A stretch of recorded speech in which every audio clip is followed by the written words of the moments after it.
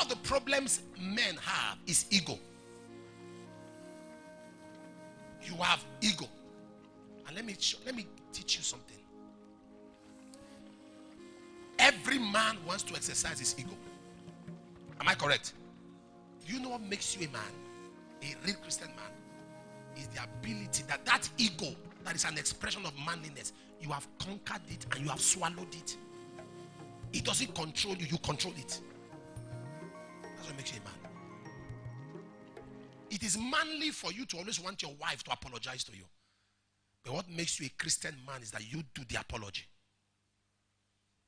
That's what makes you a powerful man. Who is a man of power? A man that can do what another man cannot easily do. That's a man of power. Power is not that character that is available to all. Power is that attitude that is exceptional to few. That is power. Always waiting for a woman to kneel down to apologize and beg you are not a man. Real men don't wait.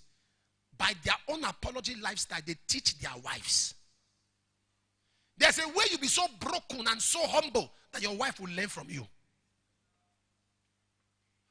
When you have conversation with your wife and it's like, whoa, sir, you are not a man. Real men don't do that. Real men don't do that. There are things I can't say to my wife. I can never. She's alive. She's watching.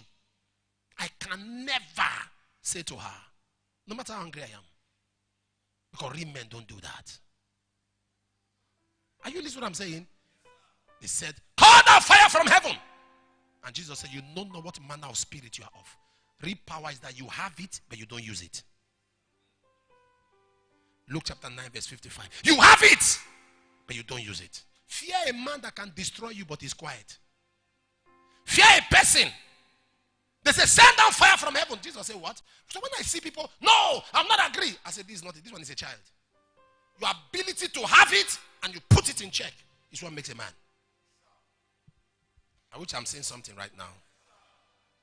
You must be submitted to authority. And the first authority is God. The first authority you are submitted to as a man is God.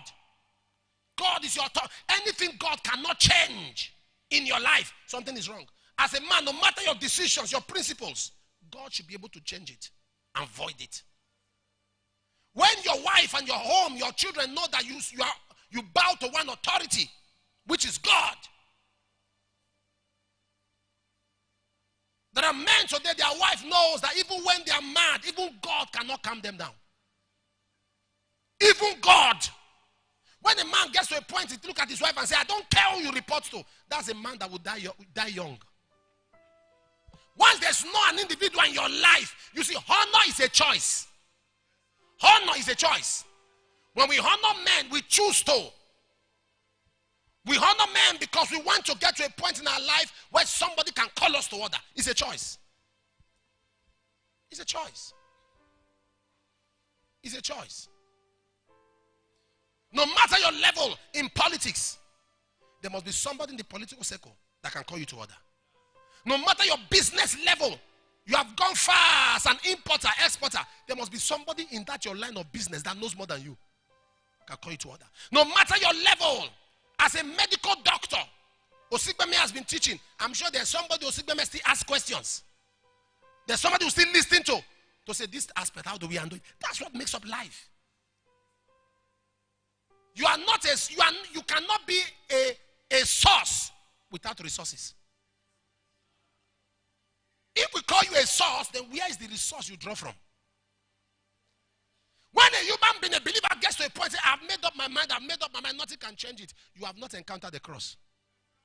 If you have encountered the cross, even if you order your start, somebody should order your stop.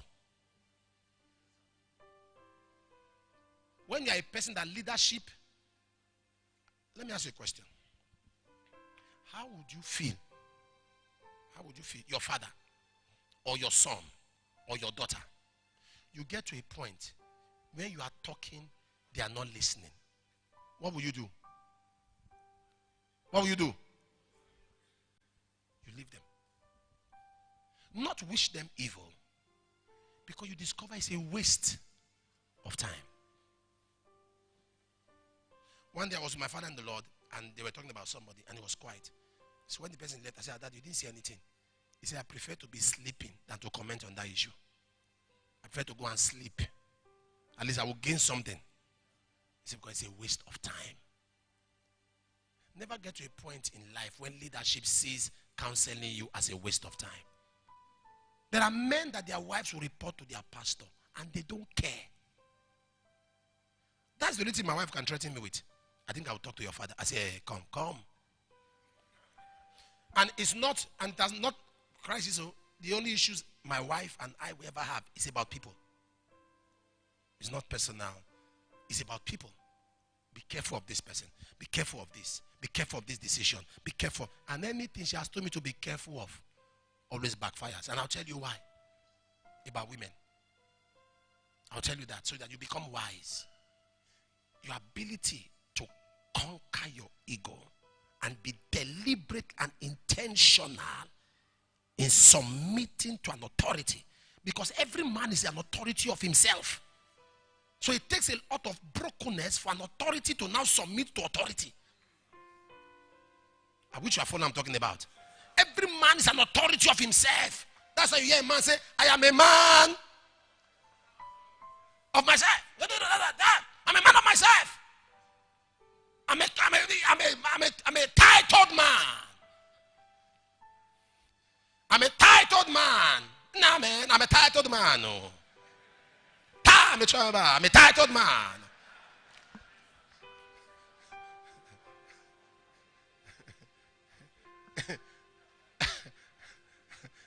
Are you for I'm talking?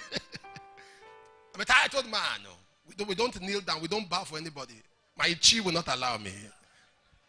My chi will not allow me. I beg you see. But what is brokenness? Brokenness is your ability to put your flesh, your will, your emotion in subjection to the leading of the Holy Spirit. I say the call of God is upon your life. Number one, have a source of income. Not church. Have something that gives you money. Because when the people knows you are not after their money, they will respect you.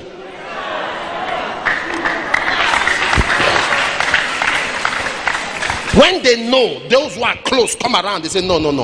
This person does not live on this. And I said, number one, have a source of income. Number two, marry a good wife. If God calls you and you marry a wrong spouse, you would disappear before you appear. You disappear before you appear. And number three, have a right company. Because you may be genuine, but with the wrong group of people, and you miss the call of God. You may be genuine, very genuine, but you're with the wrong group of people, a wrong clique. And you start doing what they are doing unconsciously.